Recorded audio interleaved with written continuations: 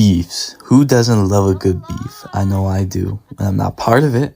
Unless it's rage baiting the homie or beefing him over some stupid stuff.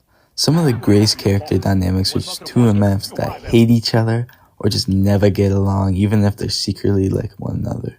When two motherfluffers are beefing, I am locked in. It creates some of the funniest and, in my opinion, greatest character dynamics of all time.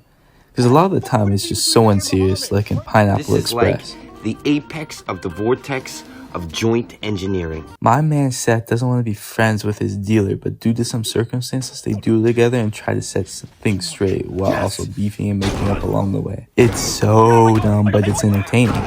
And also, why does Dale not want to be friends with his dealer? He's chilly F and made the cross joint. Like, come on, bro. He hating because he is a dealer and he thinks he's above him for that. Like, Dale, you're dating Amber Heard and she's in high school, bro. I guess I kind of went over one of the entries unintentionally. I'm gonna go to the actual first beef. Grand, Stonewall, and Grug Crew. I'll never live long enough to get there. Let's do it. Perhaps, may I say, the greatest beef of all time? Never does a Grand and Grug beef clip I see fail to make me laugh. And I don't know if it's because my brain is mush or if it's genuinely because it's funny. It's basically just an old lady and the dad beefing. I don't know if it's because it's an in-law type situation, but they just hate each other. I don't care what Google says when you ask why they hate each other. Yes, I searched it up. I wanted to see if there was some Crudes lore I was missing. But then the Crudes wiki, I can't believe I was reading the Crudes wiki. It says that they don't get along, and she repeatedly calls them ugly, dumb, stupid, etc. Now that I'm thinking of it, is the whole plot and point of Cruise they go on the trip so she will die. Let's also not forget the legendary voice cast too. Nicolas Cage just elevates Grug. His voice perfectly suits him. Let's also not forget he invented the Gucci belt. Rhymes with Grug. Next up we got Rick and Jerry. Hey, it's not my fault that Jerry's an idiot. I mean, can't mention Beast without this duo. This is definitely one of the more iconic ones. We know Jerry to be pathetic and unemployed. I feel like that's not even this now because it's hard to find work out here. Anyway, Jerry and Rick have the best dynamic in the show in my opinion. They're complete opposites in many ways and have so many issues with each other that when they're forced to go on a Rick and Jerry adventure together, the most of the time they either have to hash out their differences or give it to each other head on. Pause. But it's fun because they're secretly besties. Like, they can't even hide it anywhere. I just hope they don't make them lovers and we get a Rick Jerry freak off episode. Worst part is, I wouldn't put it past them. They gain the mutual respect for each other after every adventure. Their dynamic is basically someone from friend group B came into friend group A and stuck around. Rick, the one who came in, and Jerry the OG aren't fully cool with that as he's taking over the group a bit, etc. The more they hang out and understand each other, the more they allow the friendship to flourish. And next we got Cat in the Hat. You pay this woman to sit on babies? That's disgusting! Now, besides the fact this is one of the greatest films ever made, yes, I'm standing on the hill. I will die on that hill. This is a 5 out of 5 movie. I'm sorry, it's 5 out of 5. This movie lives and breathes beefing each other. Whether that's the mom and Conrad, or Sally and Conrad, or Alec Baldwin and Conrad, or Cat in the Hat and the babysitter, goes on and on too. If you're looking for a great adult comedy, then this is the film for you. Anyway, we're going to glance over some of the beefs in the film. We got the show host Cat in the Hat and the Cupcakeinator Cat in the Hat. Now this beef is well known. Now Cupcakeinator Cat is trying to demonstrate and show off his machine, and the host Cat is trying to be charmful, and honestly, he's doing too much. He's doing way too much, so I see the need to crash out after he asks anything for the 5th time. He starts calling his mom ugly, and out of pure rage against this man, he cuts off his own tail in the crash out. Now next we got Cat and the Pinata Kid. This man is always putting himself in the worst situations. Now this might be more one-sided beef, but you can't tell me that the kid didn't have the pure look of hatred for that cat while he was hanging. So respectfully, him trying to get his lick back was valid. Right? Then I'm gonna do one more for the movie. That's Cat and the Dirty Hoe. Actually, Mr. Humblefloob and Germs. That's a better one.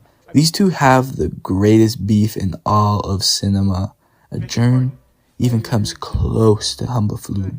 He's firing your ass, probably then blending you up into a new hand sanitizer as a message to everyone else. And Germs are always trying to infiltrate Mr. Humblefloob.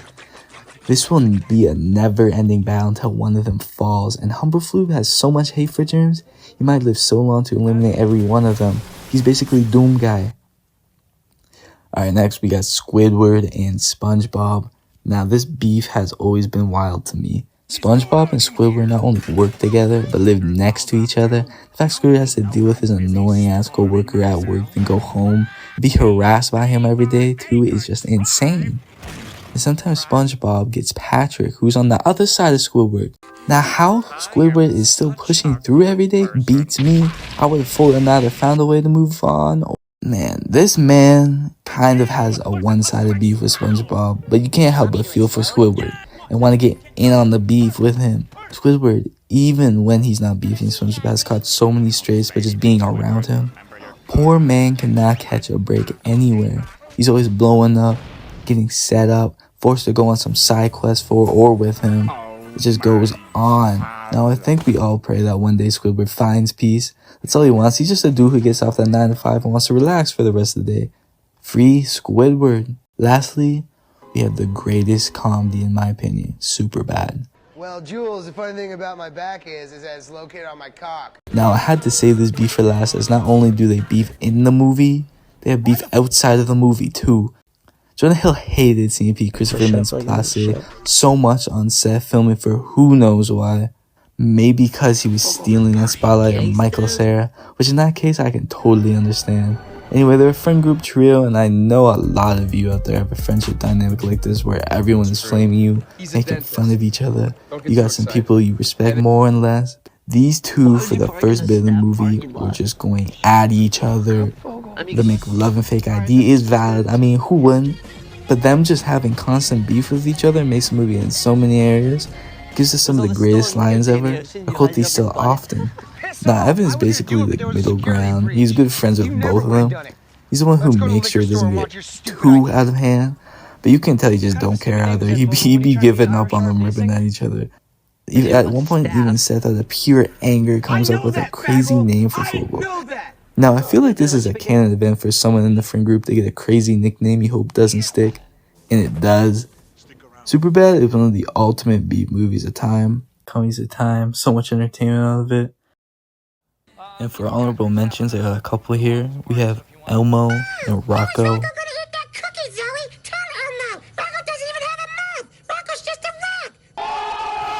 Sub-Zero and Scorpion. Walter and Jesse Pinkman. And then last but not least, here we have LeBron James diving board versus, oh Lord. He won't get in the water. He don't want to get his hair wet. Pretty boy. Hold that thought. I'm gonna call you back. Oh, Lord.